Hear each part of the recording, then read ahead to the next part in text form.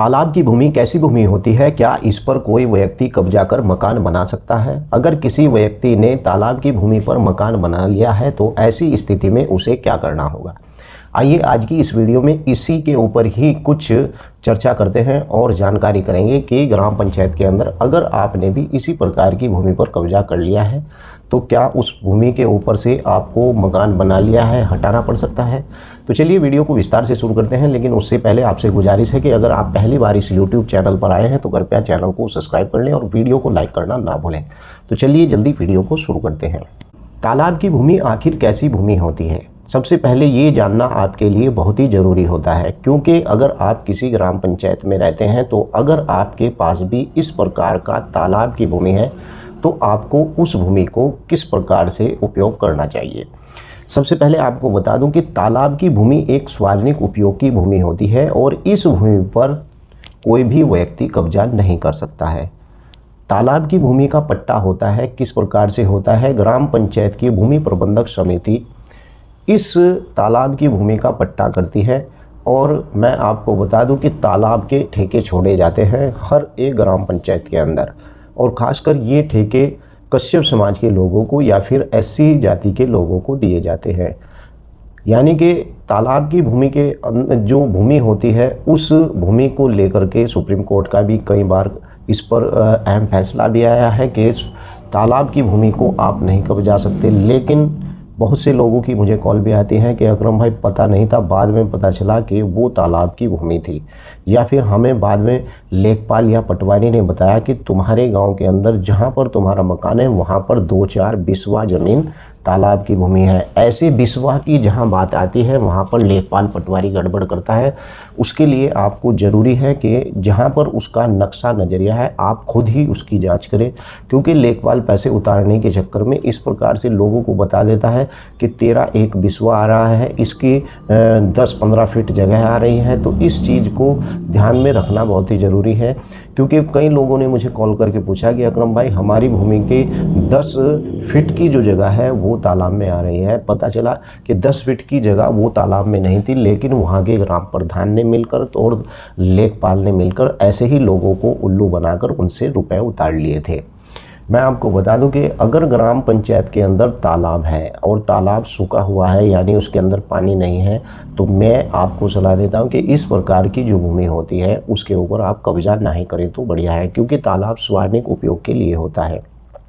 अगर तालाब ग्राम पंचायत की भूमि प्रबंधक समिति के अधिकार में आता है तो अगर तालाब के जो है 3 एकड़ या 4 एकड़ का तालाब है तो वो ग्राम पंचायत ही उस तालाब की नीलामी बोलती है। लेकिन जहाँ पर 5 एकड़ से ज़्यादा यानी कि 5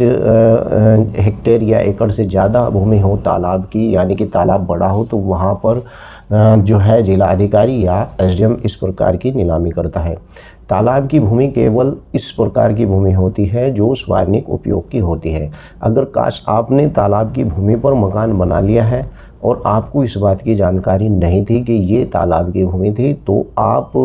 के पास अगर इसी प्रकार की कोई भूमि है तो आप उसे तालाब के रूप में भी दे सकते हैं। क्योंकि अगर आपने किसी तालाब की भूमि पर, ऐसा नहीं कि पूरे तालाब को आपने उस पर कब्जा कर लिया, अगर तालाब की भूमि पर आपके पास पहले नहीं थी कोई जगह और आपने उस पर कब्जा कर लिया और जो है बाद में आपके पास इस प्रकार की भूमि होती है, तो आप तालाब की भूमि के बदले में अपनी दूसरी भूमि ट्रांसफ़र भी करवा सकते हैं। क्योंकि कई बार मुझे इस प्रकार की कॉल आई, उन्होंने बताया था कि अकरम भाई हमारी जो मकान था वो तालाब की भूमि थी, लेकिन हमने ऊपर जिला अधिकारी से और उनसे जो है इस बात के लिए एप्लीकेशन दी यानी रिक्वेस्ट की कि इतनी भूमि हम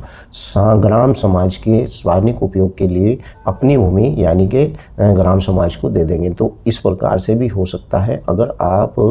जो है उस भूमि का ट्रांसफ़र कराना चाहते हैं। लेकिन अगर आपने उस भूमि पर कब्जा कर लिया है जो तालाब की भूमि है, तो तालाब की भूमि पर 100% यानी कार्रवाई होती है। तालाब की भूमि से अधिकतर बचना चाहिए, लेकिन जिन लोगों को इस बात का नहीं पता था उनके पूर्वज ही उस तालाब की भूमि पर रहते चले आ रहे हैं, लेकिन बाद में पता चलता है कि ये तालाब की भूमि है। तो अगर उनके पूर्वज उस तालाब की भूमि पर रहते हुए चले आ रहे हैं, और वो तालाब ग्राम की आबादी में आ गया है, तो इस प्रकार के तालाब को तालाब नहीं माना जाएगा और जो उनके पूर्वज उस पर रहते चले आ रहे हैं उन सभी को उस भूमि के ऊपर यानी मालिकाना हक दे दिया जाएगा।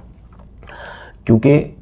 अगर आबादी के अंदर है और आबादी के अंदर तालाब को सभी लोगों ने घेर लिया है और वो तालाब आबादी के अंदर आ गया है, तो इस प्रकार से आपके पूर्वजों को ये नहीं पता था कि ये तालाब की भूमि है और काफ़ी समय से रहते वो चले आ रहे हैं, तो ऐसी भूमि अगर आप उनके पौत्र हैं तो ऐसी भूमि पर आपको पूर्ण मालिकाना अधिकार ही होगा। इस प्रकार का कोई कार्रवाई नहीं होगी, क्योंकि जो स्वानिक भूमि भी ग्राम के अंदर आ जाती है तो वो केवल ग्राम की जो स्वानिक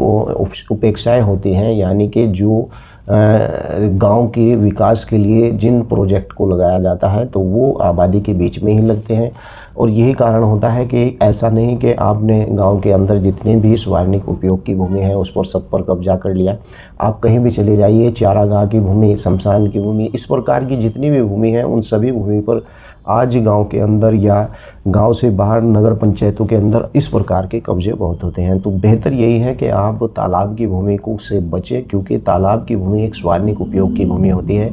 और तालाब की भूमि पर कब्जा करने से कोई फ़ायदा नहीं होता है। जब भी सरकार गुस्से में होती है,